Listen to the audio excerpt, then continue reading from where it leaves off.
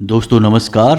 वृषभ राशि वाले मेरे मित्रों, हम जानते हैं कि आप सच्चे मन से भगवान की पूजा आराधना करते हैं। आपका धर्म और भगवान में पूरा विश्वास है और पूजा पाठ करते समय आप दीपक भी अवश्य जलाते हैं। यदि आप दीपक जलाते हैं तो आपको इस विषय पर पूरा ज्ञान होना बहुत आवश्यक है, क्योंकि दोस्तों हमारे हिंदू धर्म में दीपक कोई साधारण वस्तु नहीं है। दीपक भगवान के द्वारा दिए गए संकेतों के बारे में बताता है। यह आपकी पूजा के स्तर को बताता है। आपकी मनोकामना यानी जिस मनोकामना के साथ आप पूजा कर रहे हैं वह पूरी होगी या नहीं होगी, होगी तो कब होगी।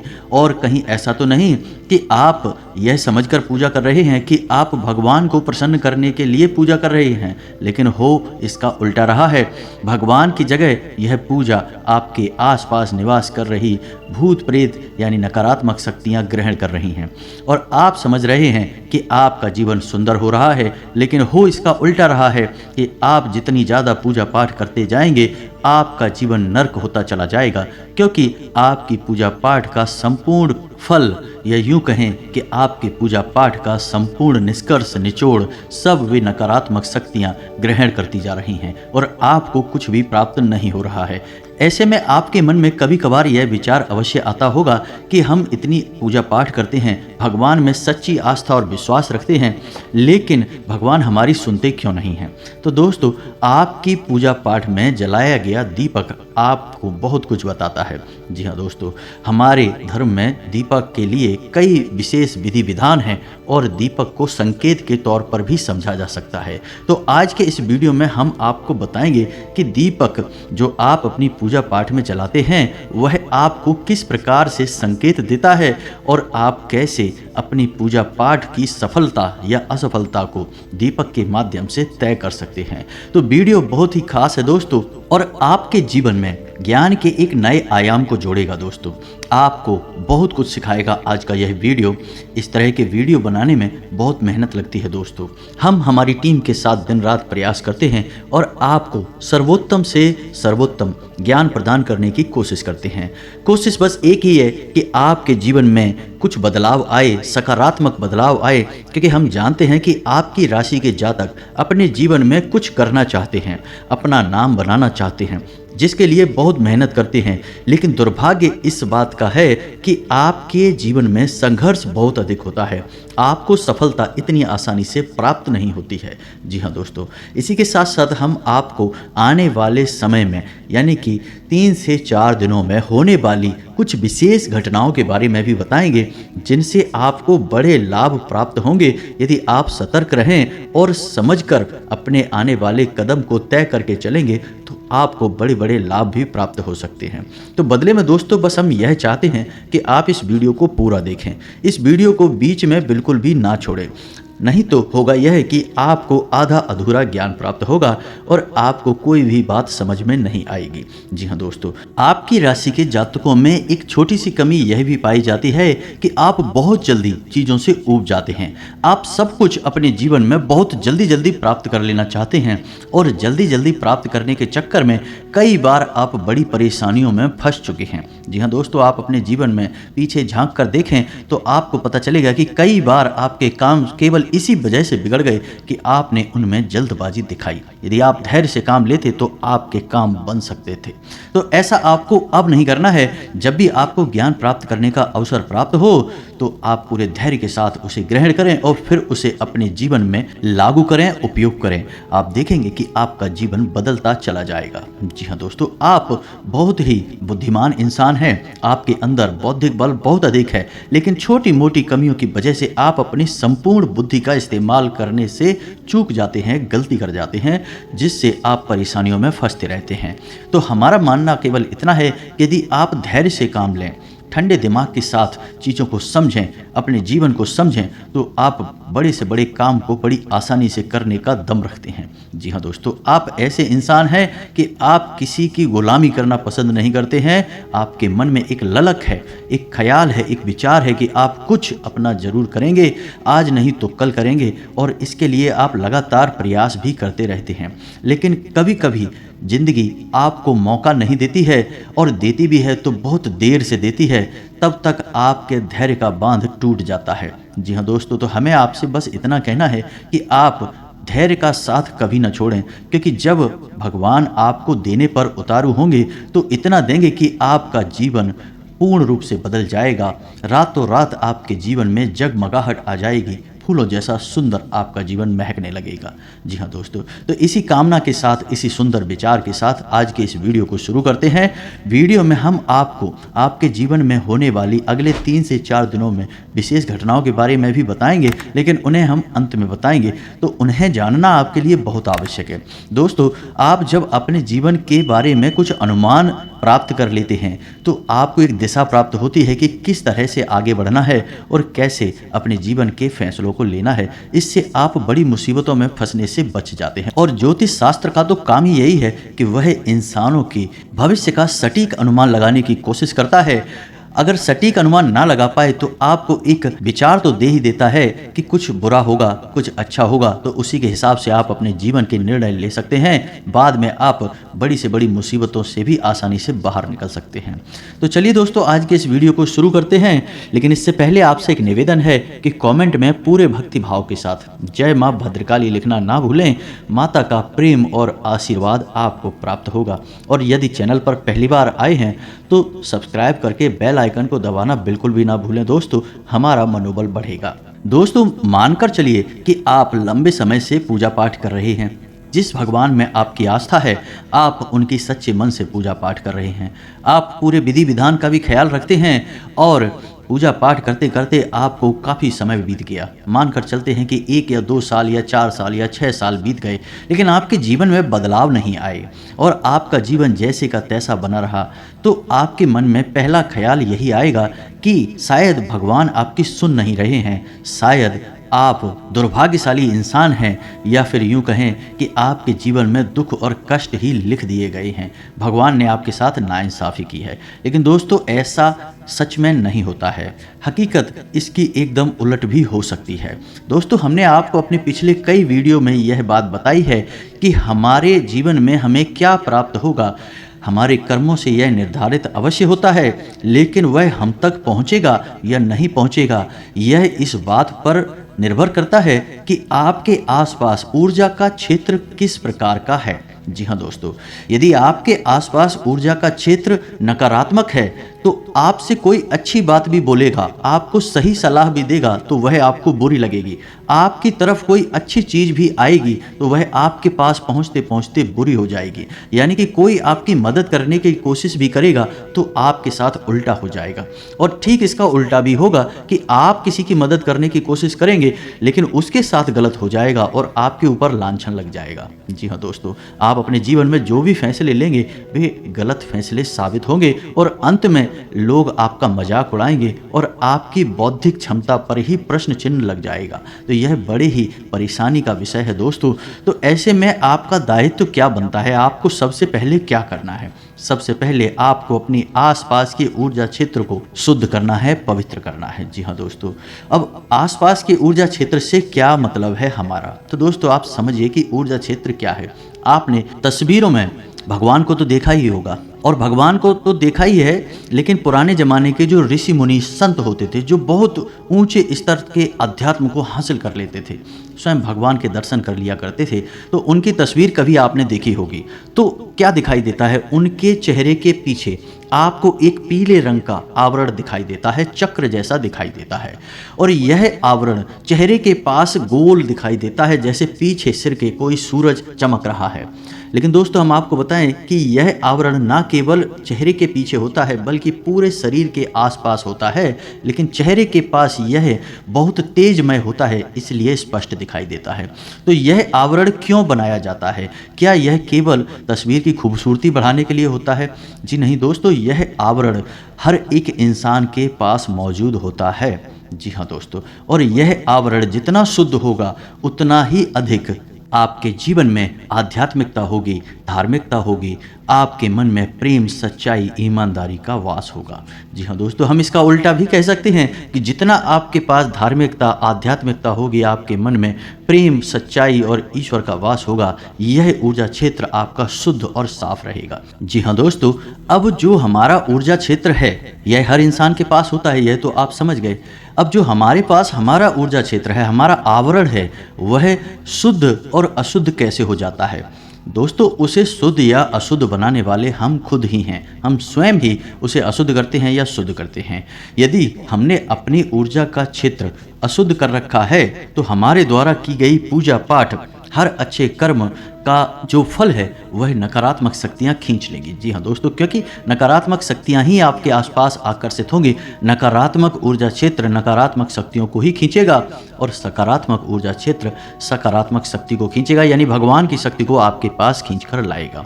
जी हाँ दोस्तों, तो अब बात करते हैं पूजा पाठ की। तो आप पूजा पाठ कर रहे हैं सच्चे मन से, लेकिन आपका ऊर्जा क्षेत्र दूषित है। तो ऐसे में हो यह रहा है कि आपकी पूजा पाठ जहाँ तक पहुँचनी चाहिए वहाँ तक पहुँच नहीं रही है, उसके बजाय बीच में रुकावट है नकारात्मक शक्ति की। वह आपकी पूजा पाठ के संपूर्ण फल को खुद ही सोख लेती है, आप तक पहुँचने नहीं देती। ना तो पूजा भगवान तक पहुँच रही है और ना ही भगवान के द्वारा दी गई कृपा आप तक पहुंच रही है। बीच में एक रुकावट है। जी हाँ दोस्तों, इन्हें हम भूत प्रेत कह सकते हैं। जी हाँ दोस्तों, तो अब यहाँ तक आपको समझ में आ गया कि आपके द्वारा की गई पूजा पाठ आपको फल क्यों नहीं दे पा रही है, क्योंकि आपके आसपास नकारात्मक ऊर्जा मौजूद है, वह फल आप तक पहुंचने नहीं दे रही है। ठीक है दोस्तों, यहाँ तक आपको समझ आ गया। अब बात करते हैं दीपक की, कि दीपक आपको कैसे, क्योंकि इसमें समस्या यह है कि आपके आसपास ऊर्जा का क्षेत्र जो है वह नकारात्मक है या सकारात्मक है, यह आपको कैसे पता चलेगा? आपको पता लगाना बहुत आवश्यक है, अन्यथा होगा यह कि आपका जीवन गुजर जाएगा लेकिन आप सफलता का मुंह नहीं देख पाएंगे। जी हाँ दोस्तों, आप दुख और तकलीफों में ही जीवन गुजार देंगे। कई ऐसे लोग हमने देखे हैं जो जीवन भर मेहनत करते हैं लेकिन उन्हें कभी सफलता हासिल नहीं हो पाती है। बाद में वे कभी किस्मत और कभी भगवान को दोष देते नजर आते हैं। जी हाँ दोस्तों, तो अब आपको कैसे पता चलेगा? तो इसको पता लगाने का सबसे सरल तरीका हमारे द्वारा पूजा पाठ में जलाया गया दीपक है। वैसे तो कई तरीके हैं जिनसे यह पता लगाया जा सकता है कि आपका ऊर्जा क्षेत्र शुद्ध है, सकारात्मक है या फिर अशुद्ध और नकारात्मक है। लेकिन आज हम दीपक के विषय में बात कर रहे हैं, तो दीपक के बारे में ही बताएंगे कि कैसे आपको पता चलेगा कि आपका ऊर्जा क्षेत्र नकारात्मक है, अशुद्ध है। जी हाँ दोस्तों, तो फिर आपको हम बताएंगे कि आप उसे यदि अशुद्ध है तो शुद्ध कैसे करेंगे। जी हाँ दोस्तों, तो ध्यान से सुनिए। आप जब दीपक जलाते हैं तो आपका जलाया गया दीपक आपकी पूजा समाप्त होने से पहले ही बुझ जाता है। जी हाँ दोस्तों, यदि आपके द्वारा जलाया गया दीपक आपकी पूजा समाप्त होने से पहले ही बुझ जाता है तो यह इस बात का प्रमाण है कि आपका ऊर्जा क्षेत्र दूषित है, नकारात्मक है। जी हाँ दोस्तों, आपका दीपक जल नहीं पा रहा है।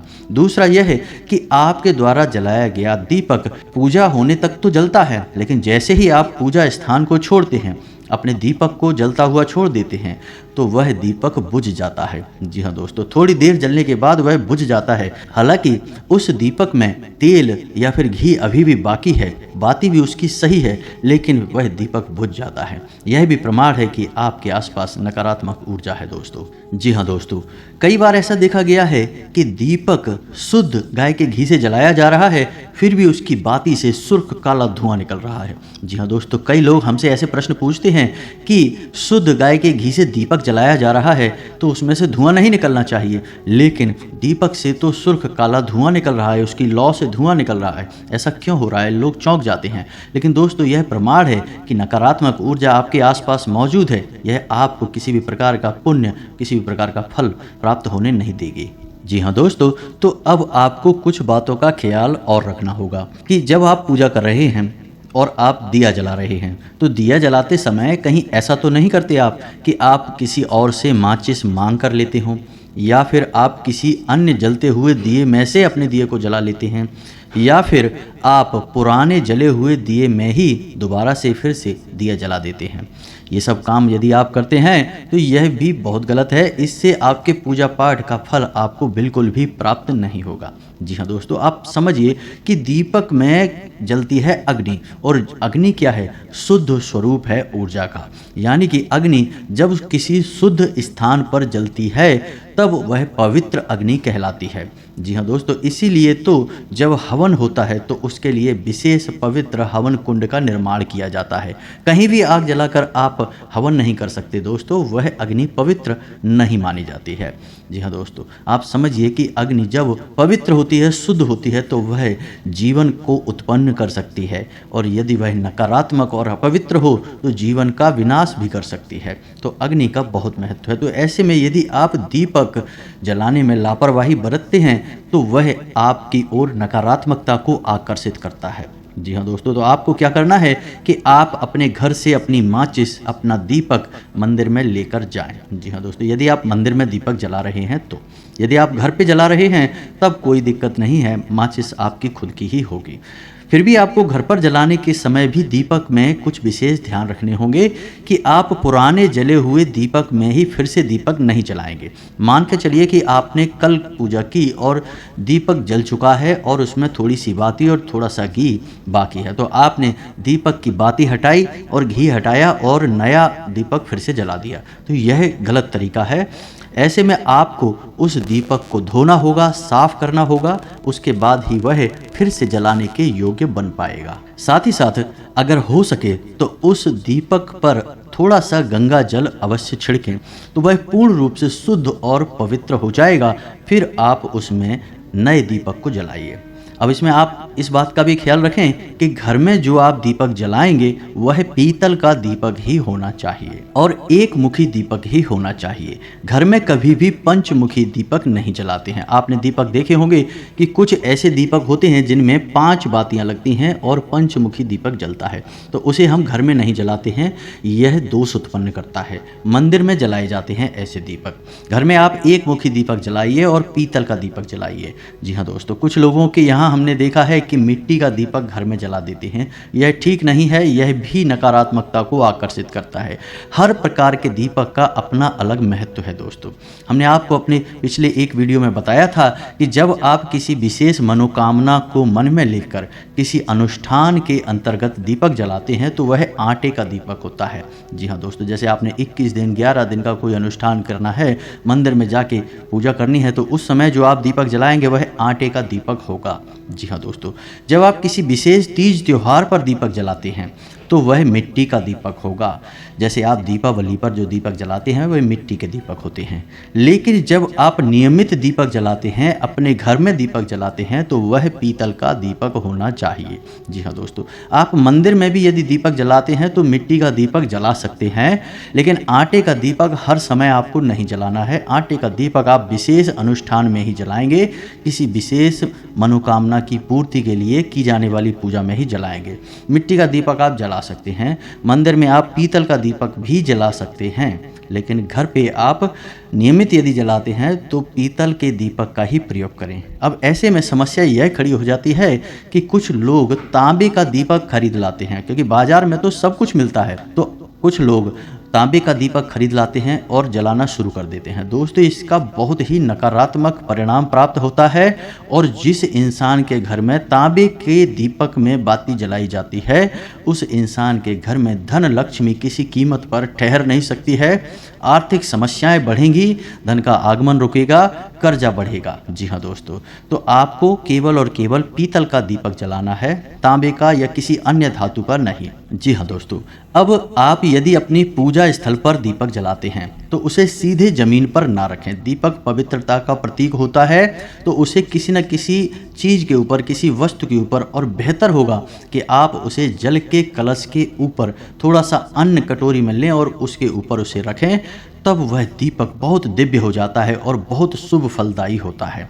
यदि आप रोज़ यह नहीं कर सकते तो कम से कम उस दीपक को सीधे ज़मीन पर तो ना रखें दोस्तों। कोई स्टील का टिफ़िन वगैरह ले लें, उसके ऊपर एक कपड़ा डालें और कपड़ा शुद्ध और पवित्र होना चाहिए, और उस कपड़े के ऊपर आप उस दीपक को रखें, तभी उस दीपक का शुभ परिणाम आपको प्राप्त होगा। जी हाँ दोस्तों, अब दीपक आप जलाते हैं तो उसकी जो बाती है उसका मुख पूर्व दिशा की ओर ही होना चाहिए। अब यदि आप रात में पूजा कर रहे हैं, रात से मतलब हमारा है कि सूर्य डूबने के बाद यानी कि अंधेरा हो गया फिर आप पूजा कर रहे हैं, जैसे 9 बजे के आसपास पूजा कर रहे हैं, तब दीपक की बाती का मुख उत्तर दिशा की ओर होना चाहिए। जी हाँ दोस्तों, और दिन में यदि आप पूजा कर रहे हैं यानी जब सूर्य आसमान पर हैं तब आप पूजा कर रहे हैं, तब दीपक की बाती का मुख पूर्व दिशा की ओर होना चाहिए। जी हाँ दोस्तों, भूल कर भी दीपक की बाती का मुख दक्षिण दिशा की ओर नहीं करना है, यह विशेष ध्यान रखना है आपको।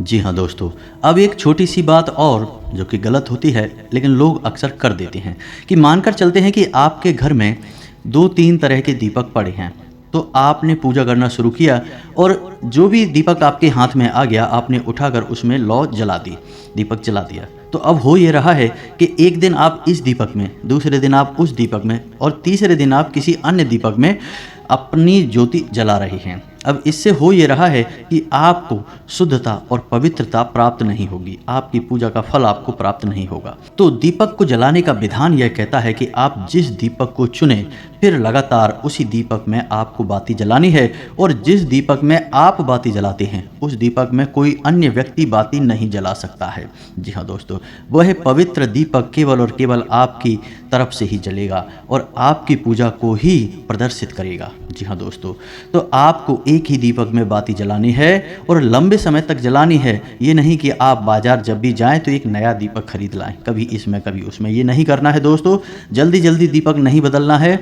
यदि आप लंबे समय तक दीपक जलाएंगे तो कम से कम 8 से 10 साल आपका एक दीपक जल जाएगा। जी हाँ दोस्तों, यदि वह इतनी अवधि में ख़राब भी हो जाता है, फूट भी जाता है या कुछ और उसमें नुकसान हो जाता है तो उस दीपक को आपको फेंकना नहीं है, वह जागृत हो चुका है। जी हाँ दोस्तों, आप यकीन मानिए कि उस दीपक में भरकर जल लेकर आप किसी बीमार व्यक्ति को यदि पिला देंगे तो वह बीमार व्यक्ति भी स्वस्थ होने लगेगा, क्योंकि वह दीपक जागृत हो चुका है। जी हाँ दोस्तों, आपके मंत्रों की शक्ति उस दीपक में भी समाहित हुई है। तो फूटने के बाद भी उस दीपक को आप अपने पास रखें, यदि नहीं फूटता है तो भी उसे आप अपने पास रखें और उसी का प्रयोग करते रहें। जी हाँ दोस्तों, देवी भागवत में यह लिखा हुआ है कि यदि कोई दीपक 5 से 7 वर्षों तक रोज नियमित जलाया जाता है तो वह जागृत हो जाता है, फिर देवी देवताओं की शक्ति उस दीपक में भी समाहित हो जाती हैं। जी हाँ दोस्तों, तो यह है दीपक का महत्व और दीपक की शक्ति।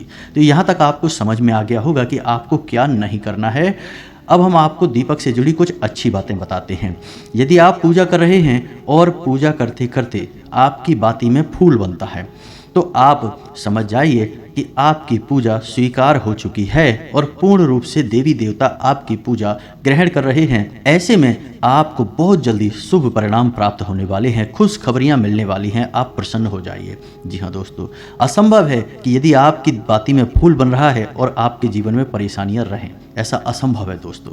तो आप खुश हो जाइए। दूसरा यह है कि यदि आप पूजा कर रहे हैं, दीपक जला रहे हैं और रोज नियमित उसमें फूल बन रहा है और फूल का जो मुख है एक गुलाब की पत्ती जैसा, कली जैसा एक फूल बनेगा, तो उसे ईश्वर की आंख माना जाता है। जी हाँ दोस्तों, ऐसा माना जाता है कि ईश्वर की आंख है वह, यानी ईश्वर आपको देख रहे हैं। तो यदि आपकी तरफ मुख करके वह फूल बन रहा है तो आप बहुत ही भाग्यशाली हैं दोस्तों। अब भगवान ने आपका हाथ पकड़ लिया है, अब आपके जीवन में कोई कष्ट और परेशानी नहीं आएंगी। जी हाँ दोस्तों, बाती में फूल बनने का, यानी इसे दीपक का फूल कहते हैं, इसके भी कई प्रकार होते हैं और उनके अलग अलग फल और परिणाम होते हैं। इसके विषय में हम किसी अन्य वीडियो में बात करेंगे, लेकिन अभी फिलहाल हम आपको फूल के विषय में ही बता देते हैं कि फूल बने तो आप समझ जाइए कि आपकी पूजा काम कर रही है, सही जगह पर जा रही है। जी हाँ दोस्तों, अब जो फूल बन रहा है आप उसका उपयोग कैसे करेंगे, उस फूल का क्या करेंगे, क्योंकि यदि आपने उस फूल को ज्यों का त्यों छोड़ दिया तो वह झड़ जाएगा। जी हाँ दोस्तों, तो आपको क्या करना है, जब आपका दीपक शांत हो जाए, ठंडा हो जाए, उसके बाद आपको उस फूल को लेना है अपनी उंगली पर। जी हाँ दोस्तों, आप उसे अपनी उंगली पर ले सकते हैं और कोशिश करें कि उसे अपनी अनामिका उंगली पर ही लें। जी हाँ दोस्तों, जिस उंगली से हम अपने माथे पर टीका लगाते हैं उसी उंगली पर उस फूल को लें और उसे एक छोटी सी डिब्बी में इकट्ठे करते चलें। जी हाँ दोस्तों, याद रखना है कि आपको केवल फूल लेना है, बाती का जला हुआ हिस्सा नहीं। तो आप उसे किसी डिब्बी में इकट्ठा करते चलें। जब कुछ दिन हो जाएं, जैसे कि 11 दिन या 21 दिन हो जाएं, उसके बाद उस फूल में आप गाय का घी मिला लें। जी हाँ दोस्तों, और उसके बाद उसे अच्छी तरह से मिलाने के बाद आप जब अपने माथे पर टीका लगाएं, जी हाँ दोस्तों, जो भी टीका आप लगाते हैं, लाल टीका लगाते हैं या चंदन का टीका लगाते हैं, तो उसके नीचे दोनों आँखों के ठीक बीचों बीच छोटी सी एक बिंदी उसी फूल की लगानी है। जी हाँ दोस्तों, छोटी सी बिंदी लगानी है। आप देखेंगे कि आपका आत्मविश्वास बहुत अधिक बढ़ जाएगा। आप जिस काम में भी हाथ डालेंगे आपको कामयाबी मिलेगी। जी हाँ दोस्तों, यह ईश्वर का प्रसाद है, ईश्वर की कृपा है। आपने देखा होगा कि बड़े बड़े संत हैं, बड़े बड़े साधु महात्मा हैं, उनके टीके के बीच छोटी सी एक बिंदी काली टीके की अवश्य होती है। जी हाँ दोस्तों, और ऐसा उन संतों के माथे पर अवश्य होता है जिनके अंदर गजब का आकर्षण होता है। जी हाँ दोस्तों, लोग उनसे बहुत प्रभावित होते हैं। ऐसे संतों के माथे पर आप वह काली टिक्की, वह काली बिंदी आप अवश्य देखेंगे। वह उसी फूल की बिंदी होती है, वह सिद्ध होती है दोस्तों। तो आपको भी इस बिंदी को लगाना है। आप इसके परिणाम अपने जीवन में देखेंगे, आपका जीवन पूर्ण रूप से बदल जाएगा दोस्तों, हम कह रहे हैं आपसे। जी हाँ दोस्तों, अब आपको कुछ विशेष बताएं। आने वाले 3 से 4 दिनों में आपकी राशि में कुछ ऐसे योगों का निर्माण हो रहा है जिनसे आपको व्यापार में उन्नति प्राप्त होगी। आप निवेश करेंगे, आपको अच्छे रिटर्न प्राप्त होंगे, अच्छा फायदा प्राप्त होगा। जी हाँ दोस्तों, और आप किसी को उधार दे सकते हैं, आपका उधार सही समय पर वापस भी आएगा। लेकिन हम आपसे यह कहेंगे कि आप ब्याज आदि पर उधार ना दें, किसी की मदद करने के लिए दे सकते हैं। बिजनेस करने के लिए, पैसा कमाने के लिए आप किसी अन्य प्रकार के कार्य को कर सकते हैं। ब्याज पर पैसा देने वाला कार्य हमारे शास्त्रों में वर्जित है, तो आप इसे ना करें। किसी भूमि या भवन के खरीद के योग भी बन रहे हैं। जी हाँ दोस्तों, यदि आप उसे खरीदेंगे नहीं तो कम से कम आपके जीवन में इस प्रकार की परिस्थितियां बनने लगेंगी कि नज़दीकी भविष्य में आप किसी नए वाहन को खरीदेंगे या फिर किसी भूमि आदि का सौदा आपके जीवन में होगा जो आपके लिए हितकर होगा। जी हाँ दोस्तों, इसी के साथ साथ आपको स्वास्थ्य को लेकर थोड़ा सा सतर्क रहने की आवश्यकता रहेगी। पेट से जुड़े रोग आपको परेशान कर सकते हैं, संक्रमण हो सकता है, तो खाने पीने पर आपको ध्यान देने की आवश्यकता रहेगी। और इन सबसे महत्वपूर्ण बात कि आप अपने जीवन के किसी भी बड़े फैसले की तैयारी करेंगे, यानी कोई बड़ा फैसला लेने का मन बनाएंगे, कोई ऐसा कार्य करने का, कोई ऐसा बड़ा निर्णय लेने की कोशिश करेंगे जिससे आपके जीवन में बहुत बड़े बदलाव आएंगे। जी हाँ दोस्तों, कोई बड़े व्यापार की शुरुआत हो सकती है या फिर कोई भी बड़ा बदलाव आप अपने जीवन में करने के लिए फैसले लेंगे। तो ऐसे में महत्वपूर्ण बात यह है कि किसी अनुभवी व्यक्ति की सलाह लें, घर के बड़े बुजुर्गों से बात करें, तभी अपने जीवन के बड़े फैसले लें। जी हाँ दोस्तों, आप स्वयं भी बड़े फैसले लेने में सक्षम हैं, लेकिन बेहतर यह होगा कि आप अपने शुभ चिंतकों की सलाह भी अवश्य लें और उस सलाह को सही तरह से अपने जीवन में लागू भी करें, तो आपको बहुत अच्छे परिणाम प्राप्त हो सकते हैं। जी हाँ दोस्तों, तो यह तो था आपको धर्म और ज्योतिष का मिला जुला सा ज्ञान। यदि आपको इस विषय पर कोई प्रश्न है, आपके मन में कोई विचार है, तो आप कमेंट करके पूछें। हम आपके कमेंट के प्रश्नों के पढ़कर जवाब देने की पूरी कोशिश करेंगे। दोस्तों, हम आपको बता दें कि आपका दाम्पत्य जीवन बहुत अच्छा चलने वाला है, लेकिन यदि आप जोश दिखाएंगे, यानी कि बोलते समय अपना होश खो देंगे, तो आपके दाम्पत्य जीवन में कलह क्लेश का माहौल बन सकता है। आपको इस बात का ख्याल रखना है। प्रेमियों को सतर्क रहने की आवश्यकता रहेगी। किसी तीसरे व्यक्ति की बात बिल्कुल न माने, वह आपके प्रेम संबंध से जलता है, आप में फूट कराना चाहता है। आप अपने प्रेमी पर पूर्ण विश्वास रखें और अपने संबंधों में सच्चाई रखने की पूरी कोशिश करें। बस यही आपको सलाह रहेगी। इसी के साथ साथ आज के इस वीडियो को विराम देते हैं। मिलते हैं अगले ज्ञानवर्धक वीडियो में, तब तक के लिए धन्यवाद। जय माता की।